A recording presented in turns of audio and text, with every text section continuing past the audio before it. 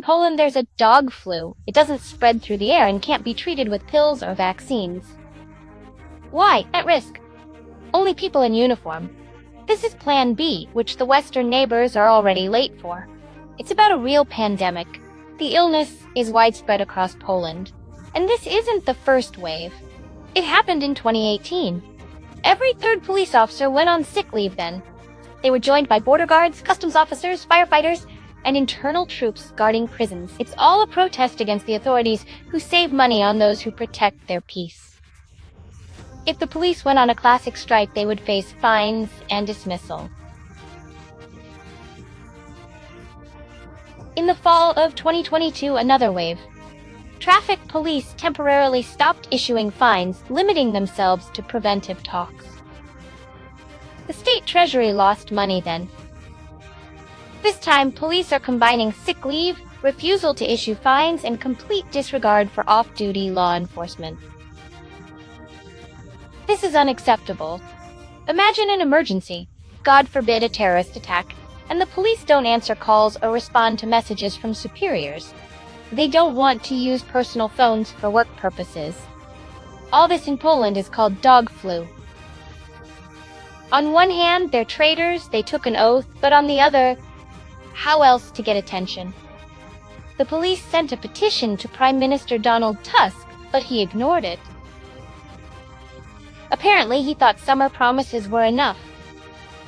For a complete picture, on Polish Police Day in July, Tusk promised the department 1 billion zlotys.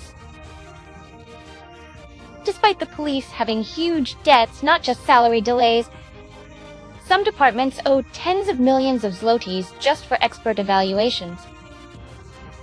Many institutions refuse to conduct them due to police debts, explains Polish expert Krystyna Ismogalowa. This raises questions about the entire system and the accuracy of verdicts. Clearly, 1 billion zlotys won't go to salaries. What do the striking police demand?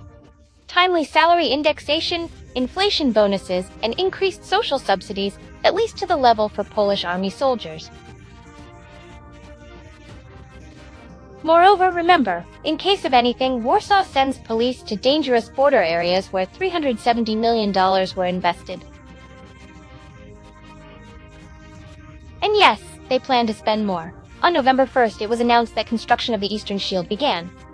It's about additional barriers, surveillance systems, and drone defense to be completed by 2029. The impregnable fortress will cost over $2.5 billion. Poles aren't fools. They see there's money for everything and everyone but them. Not only those on sick leave will leave. There are already over 14,000 vacancies. Reports say the situation is worst in the capital's police, where 3 times more people have quit than been hired since the start of the year.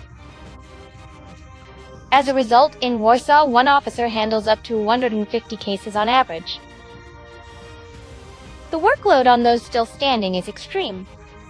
Crime is rising in Poland. The police are literally overwhelmed. This is according to Sergeant Jacek Lukasik. He notes that criminal groups, especially those of foreigners, are getting bolder, especially in big cities. If there's no investment in the police now, Sergeant predicts gang wars for influence in Poland within a year.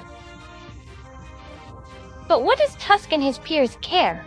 Even a tarnished image doesn't sober them. How to explain that on November 11th, when Warsaw hosted the Independence March, a nationalist procession through the city center, law and order was maintained by police academy cadets.